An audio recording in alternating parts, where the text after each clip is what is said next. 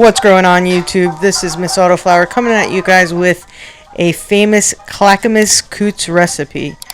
What I'm doing right now is I'm grabbing a bag from the Dollar Tree. That's right, I got it at the dollar store, and I think it's a garden bag, I believe it's called. I'm going to be using that to mix in, but you could also use a storage bin or a tarp outside. I just don't like to get the tarps out. Next, you're going to see a big example of what not to get when you go to Home Depot, but this is what I already had outside, so there was no use of me spending more money and getting stuff that I did not need. But this is a big example of what not to get when you go to the box store looking for brands to put in your garden.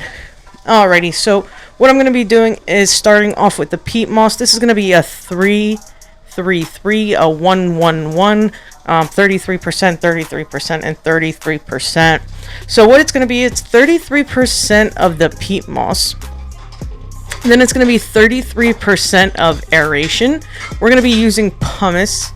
You could be using different sorts of ingredients for the aeration. Some people use perlite. I chose not to go that route because it is harder to break down. And then it's going to be 33% compost. Now, once we have all those ingredients, you're going to need your nutrients. You're going to need your minerals. Now, if you go on the Build a Soil website, shout out to Jeremy and his crew coming through for the growers by the growers, and we're going to have a mesh of nutrients in one bag and a great combination of minerals that you don't want to miss out on in another bag. So we're going to be putting in 6 tablespoons of nutrients per gallon of soil, and then we're going to be putting in a half a cup of minerals per gallon of soil.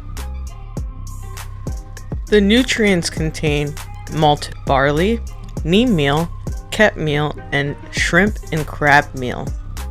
And the minerals contain rock dust, gypsum dust, and oyster shell flour. Also, I did add my own azomite from Down to Earth, just adding that extra rock dust and minerals.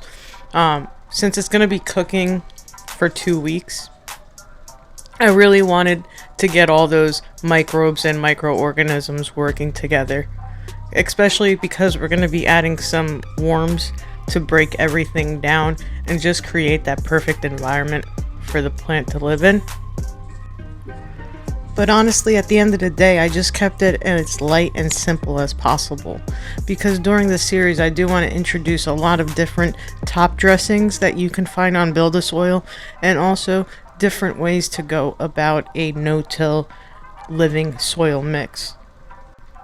Alright, so let's get to the part where nobody wants to talk about, the measurements. I don't know about you guys, but I hate math. That was my worst subject in school. Oh, MsAutoflower, you got on high honor roll. Just kidding, you got a B in math. Alright, so all jokes aside, I needed to make this mix lighter, fluffier, because I don't know if you guys know, but autos, their root system isn't as expansive as a photo. So going into this soil mix, I already have that in my mind, and I want you guys to do the same thing. When you're preparing your soil mix, forget about what he said, what she said. Think about your plan. Think about the outcome. Think about the picture that you're going for. So with me, I have autos, so I know that I need a fluffier, more airier type of soil. So that's what I have in mind. What do you have in mind? And that's what you go for. So this is what I did. I did 4 gallons of peat moss. Then I did 2.5 gallons of pumice. And then I did 2.5 gallons of compost. Instead of the 3, 3, and 3, I just broke it up a little bit. But that's not going to change the ratio of nutrients that Clackamas Coots himself calls for.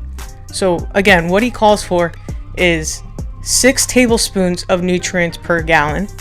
And he also calls for a half a cup of minerals per gallon. So we're going to follow that. So when doing the calculations for the nutrients, what I did is I added up 9 gallons.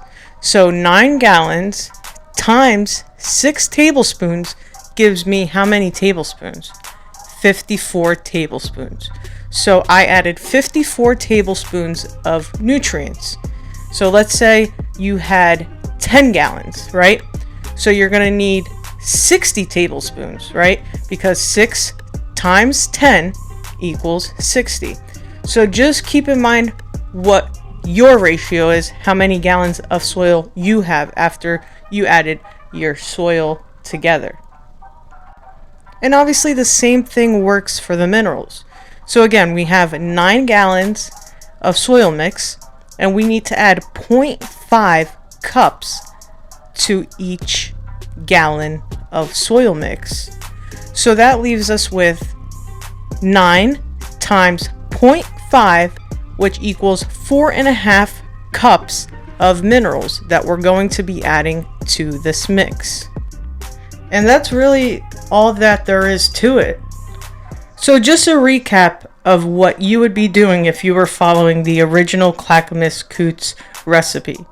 You'd be adding 3 gallons of peat moss, 3 gallons of compost, 3 gallons of pumice, and then you'd be mixing all of that together, and you'd be adding a half a cup of minerals per gallon of soil that you mixed all together, and you'd be adding 6 tablespoons of nutrients per gallon of soil that you mixed all together. And that's all that there is to it, guys. Like I said, you just mix it all up, and then the last thing that you want to do is add water to it. Now keep in mind that peat moss is what I call aquaphobic. It does not like water, does not like to retain water, so what you're going to need to do is get a surfactant. We like to use the Q and actually Build a Soil carries it. It's by J Plant Speaker, and it's a wetting agent, an all organic wetting agent that you could use to just moisten all of this mix up so you can get all the microbes, microorganisms working together and really having that living soil. You might also see mycelium start forming at the top. That's just another great sign that you have living soil. Alright guys, I really hope you enjoyed this video. If you have any questions, just shoot me a comment down below. Like, subscribe, comment, hit that bell notification, do the damn thing so we can get this algorithm going on Team You Know What. If we all just work together on not only legalizing but normalizing, we will get further in this quest. And there's no ifs, buts, or maybes about that, guys. Seriously, let's just all stick together. Good vibes, positive vibes. Keep growing, keep going, get educated, stay medicated. You know the rest. Peace.